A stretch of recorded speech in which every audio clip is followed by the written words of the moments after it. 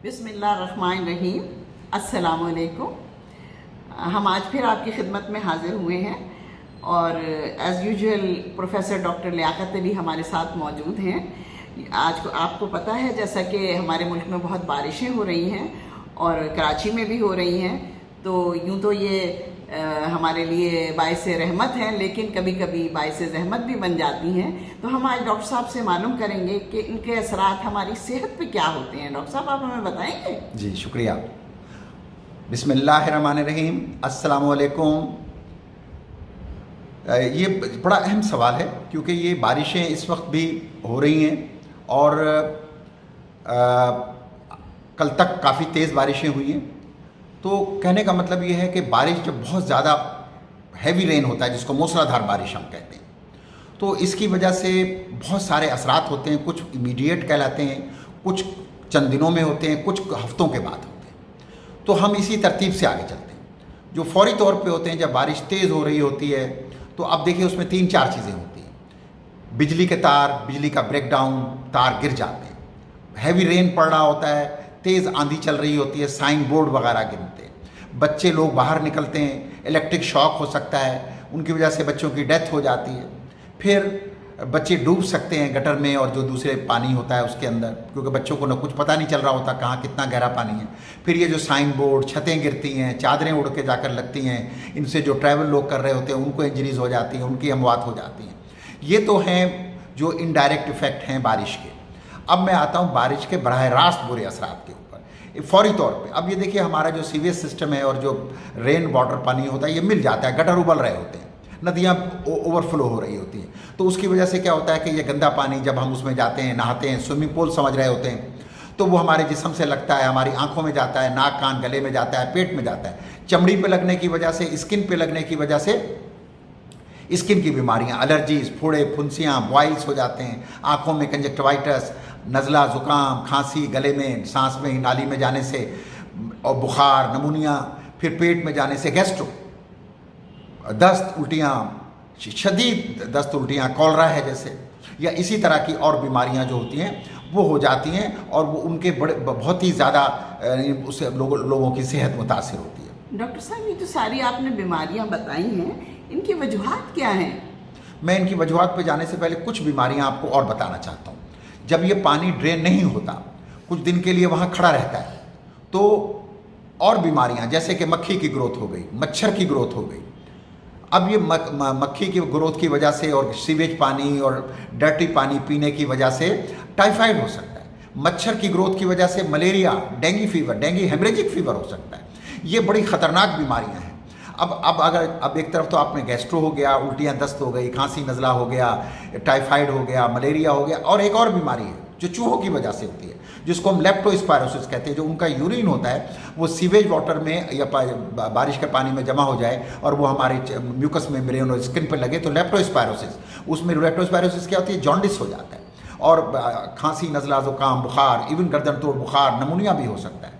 फिर ये जो पानी है, जो बारिश का पानी है, ये सांप के और बिच्छुओं के बिलों में भी चला जाता है, उनको ऑक्सीजन की कमी, वो बाहर आ जाते हैं, तो लोगों को स्नेक बाइट के और स्कॉर्पियन के बाइट के जो केसेस हैं वो भी बढ़ते जाते हैं। तो हमें इन पे तवज्जो देनी पड़ेगी हमें। तो डॉक्टर साहब, इन सब से बचा कैसे जा सकता है? बड़ा अच्छा सवाल किया। देखिए, इनसे बचने का जो सबसे बेहतरीन तरीका आप अपने घर से शुरू करें। नंबर 1, पानी का जो इस्तेमाल है वो बॉयल्ड पानी पिए।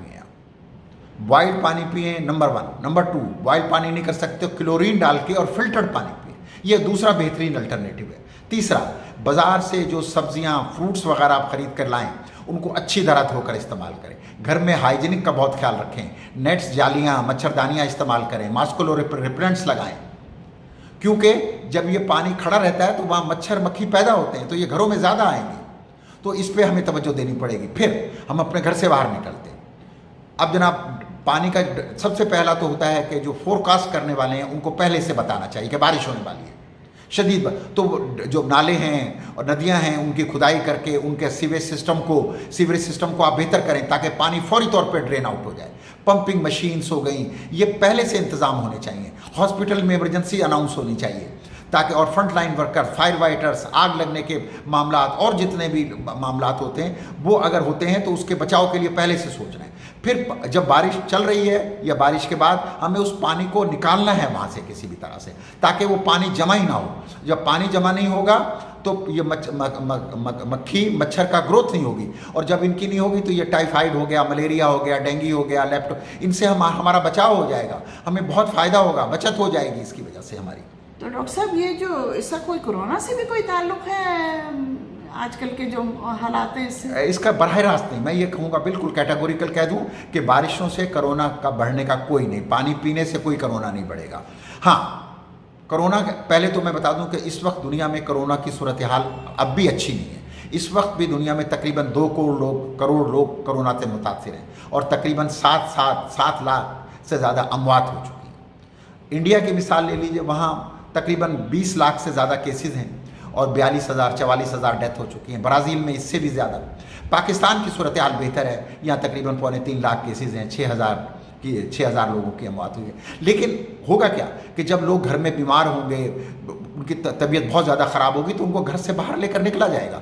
जब घर से बाहर निकलेंगे तो हम मास्क भी लगाना भूल जाएंगे, सोशल डिस्टेंसिंग को भी भूल जाएंगे, हॉस्पिटल के ऊपर बहुत ज़्यादा ओवरबर्डन होगा, जो कि पहले ही कोरोना की वजह से दबाव का शिकार हैं। तो इस तरह से इनडायरेक्टली कोरोना का ये बढ़ने का सबब बन सकता है। तो हमें ये चीज़ जहन में रखनी चाहिए कि मास्क का इस्तेमाल, सोशल डिस्टेंसिंग का इस्तेमाल, और जो रिकमेंडेशन है हाथ को धोना वगैरह, उस पर तवज्जो देनी पड़ेगी, वरना कोरोना भी फैल सकता है। बारिश से नहीं, लेकिन इसकी वजह से जो दूसरे असरात होंगे, उनकी वजह से ये कोरोना पर भी फैलने का खतरा है। डॉक्टर साहब, आपका बहुत बहुत शुक्रिया, आपने बहुत अच्छी बातें बताई हमें। अल्लाह आपको जज़ाए खैर दे, और फिर हम आपसे मिलते रहेंगे।